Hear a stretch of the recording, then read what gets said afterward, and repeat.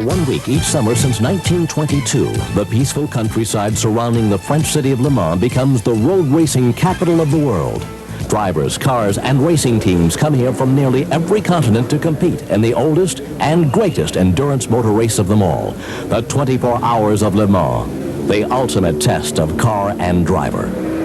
To finish at Le Mans is to survive relentless high speeds and endless hours under maximum strain. To win it is to join an elite class of champions. Drivers Doc Bundy and Jim Busby accomplished just that at Le Mans this year, winning the GT Class Championship in their BFGoodrich Porsche Carrera Turbo. The duo fought off a rival American team in the final hours of the contest to win the title. As he watched co-driver Doc Bundy cruise home first, Jim Busby was understandably a happy man. Particularly pleasing to me, I've been to Le Mans twice, and I finished first in class twice. I did in '78 and again this year. I'm tickled to death. I'm really happy that I could do it for BFGoodrich and Porsche, and my co-driver Doc, we wound up with 2 drivers at the last minute instead of 3, and we slugged away, and the car performed flawlessly, as did the tires. The Goodrich Porsche was the first car since the advent of racing slicks to win Le Mans on street radio tires. It was the culmination of a dramatic project designed to demonstrate the performance and reliability of Goodrich's Comp TA. The project, involving 2 teams and 2 cars, got underway at Daytona's 24 Hours and continued at Sebring's 12-hour endurance race before scoring the remarkable victory at Le Mans. As unique as it might sound, pitting street tires against racing rubber, this was hardly an unusual undertaking for BFGoodrich, as John Ratstetter, manager for the Goodrich Porsche racing team, told us at Daytona. Well, ever since 1970, when we first developed the radial TA, we've taken the time and trouble to put it on the track in one various aspect or another. And each time that we've done it, we've learned something new, something that helps us to improve the product. I don't think that the Comp TA would be nearly the tire it is today unless we'd had that experience of racing behind us. When Goodrich decided to put its latest TA radio to the test of actual competition, Porsche was the logical choice as a partner in the venture. Both companies share a similar philosophy where motorsports are concerned. Each uses competition as a means for achieving its goal of producing the best possible product for the enthusiast. It was indeed a unique racing marriage. Porsche Audi never before had agreed to use non-racing tires in such major undertakings as Daytona, Sebring, and Le Mans. BFGoodrich never before had put its street radios on a car with the sophistication of the Porsche Carrera Turbo. These particular cars are a very, very sophisticated vehicle designed for ultra-high speeds, a lot of handling and braking power. They're designed as endurance cars, designed to run 6 hours, 12 hours, and 24-hour races, which really gives them a hedge up on most of the other competition that were designed as more of a sprint racer. The 2 Goodrich Porsches were fielded by the Herman Miller and Brumos racing teams. When they headed to Daytona for Speed Weeks, hopes were high. The 24 Hours of Daytona was an unqualified success. Using Comp TAs right off the assembly line, the Herman Miller Porsche completed 608 laps on Daytona's banked road course. Reaching speeds of 180 miles per hour, the car finished 4th in the GTO class, 11th overall, and 1st among cars on street tires. Its 608 laps equal the total number covered by the 1981 GTO class winner.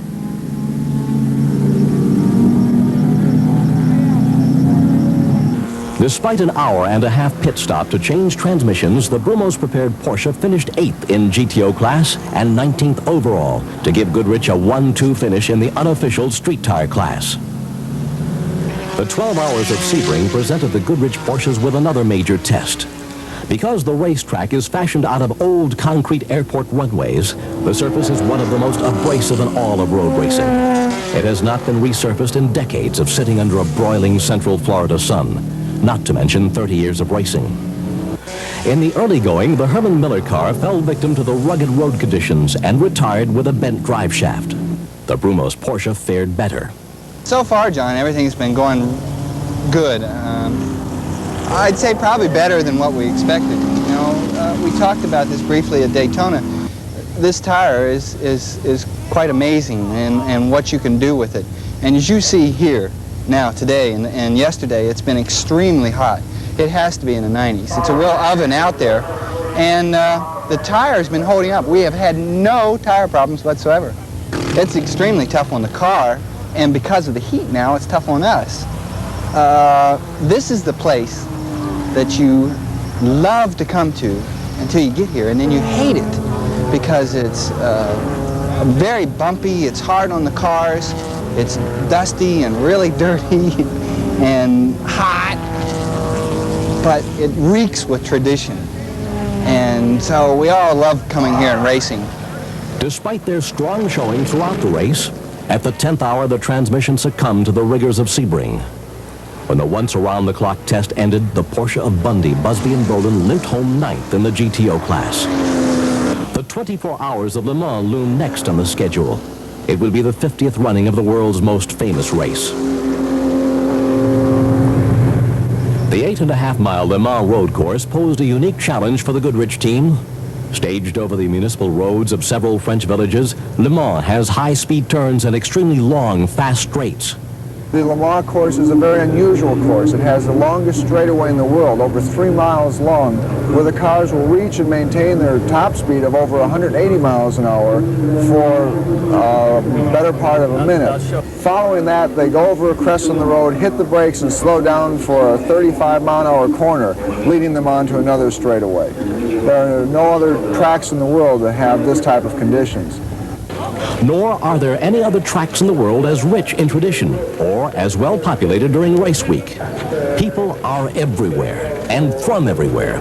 It's a country fair atmosphere full of bon vivants. I'm excited about it. In the first 2 days of practice, I've seen more of a crowd than I've ever seen in any of the total of first 3 races I've been in the States this year.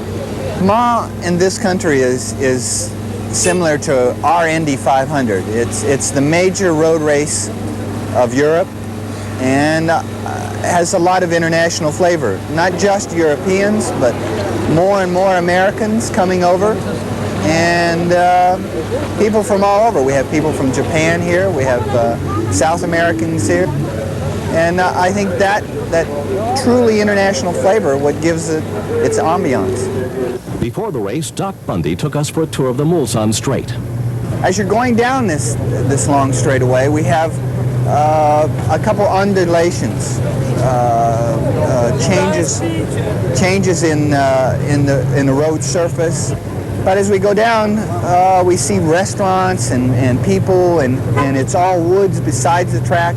It's lined with guardrail, and everything just goes flashing by. And the first thing you see off in the distance is a little bit of a hill. And as we approach that hill, we move back over to the left side of the track, keep making sure that we stay flat in it the whole time. Go over the hill, and then there's a slight kink in it. And if you can imagine taking and having the confidence in a set of street tires to go through a turn at roughly 170, 175 mile an hour, then you'll know how good these tires really are.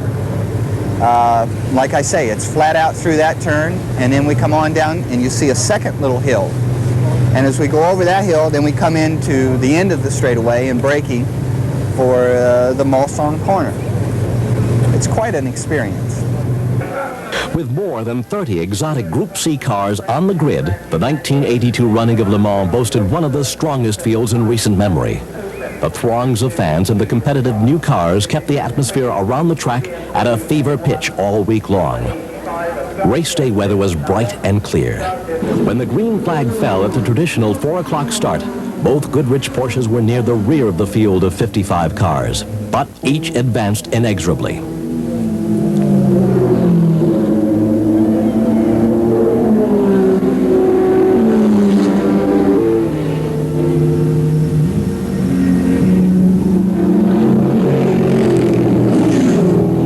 Shortly after the midway point, just before dawn, the Brumos Porsche broke into the top 20 and stayed there.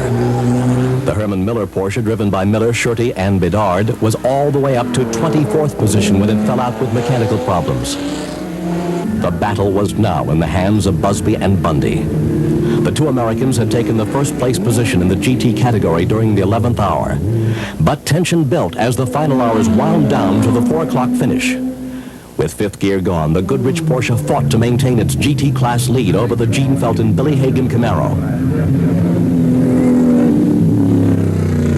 When the checkered flag signaled the close of the 50th running of Le Mans, the BFGoodrich Porsche Turbo had 3 laps up on the Camaro, winning the GT class and finishing 16th overall.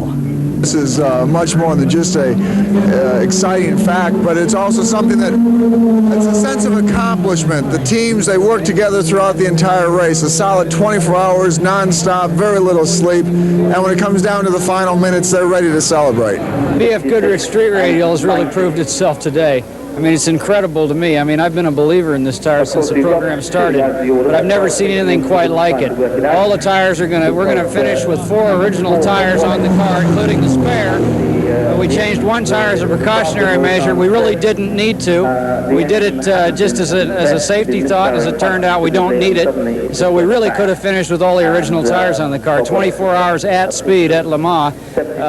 To my knowledge, the first time that's ever been done. Things were a bit more hectic for Bundy, who tried to drive the victorious Goodrich Porsche to the finish line through a formidable mob of appreciative fans. Right after the Mulsanne corner, all the corner workers were out on the corners everywhere, and people were lined up along the course waving flags all the way around. I wasn't sure what was going on. And we came into the last chicane, and they just had everybody stopped. So I saw a guy way up here with a checkered flag. I made sure I drove by him. The triumph at Le Mans was a victory for all concerned, the drivers, cars, and tires. For BFGoodrich, it advanced the development of the Comp TA Radial, a street tire good enough to run and win this brutal endurance test. For Porsche, the GT victory gave the German factory teams a clean sweep of IMSA class championships, in addition to their 1, 2, 3 overall win. And for Doc Bundy and Jim Busby, the victory gave them the satisfaction of having successfully taken on the challenge of the world's 3 greatest endurance events, and of having added their name to the tradition of Le Mans.